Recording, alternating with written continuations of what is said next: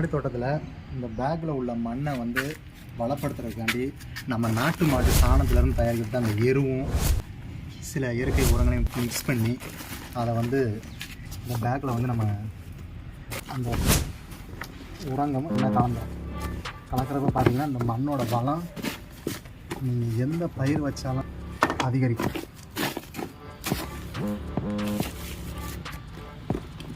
இதை பண்ணிவிட்டு நீங்கள் காய்கறி பயிர் அனைத்துமே நீங்கள் வந்து இதில் வந்து பயிர் பண்ணலாம்.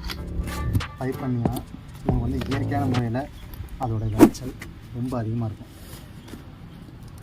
அடுத்து வந்து நம்ம வந்து வெண்டைக்காயை வந்து பயிர் பண்ண போகிறோம்.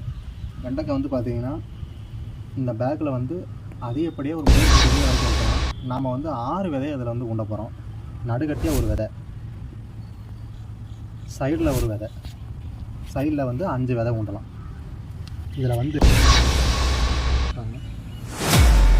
அப்படியே லேசான தூவல் ஒரு 10 ஒரு 15 விதை வந்து மண்ணில் மூடிடும். மூடினதுக்கப்புறம் எல்லா விதைகளுமே வந்து முளைக்க ஆரம்பிச்சிடும். வந்து பயிர் பண்ண போகிறோம். தக்காளி விதையும் பார்த்திங்கன்னா இந்த மெத்தடு தான்.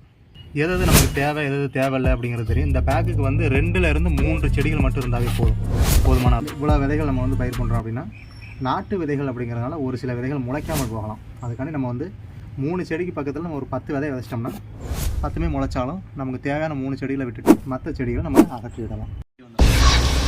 விதைச்சிருக்கு. கீரை விதைகளுக்கு வந்து பூவாளியில் விடணும், அப்படி இல்லைன்னா அப்படி தண்ணியை தெளித்து விடணும். பூவாளி நம்மக்கிட்ட இப்போ இல்லாததுனால கையில் தெளிச்சிடும்.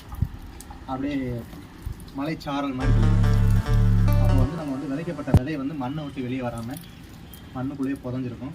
அழகாக நமக்கு வந்து முளைக்க ஆரம்பிச்சிடும்.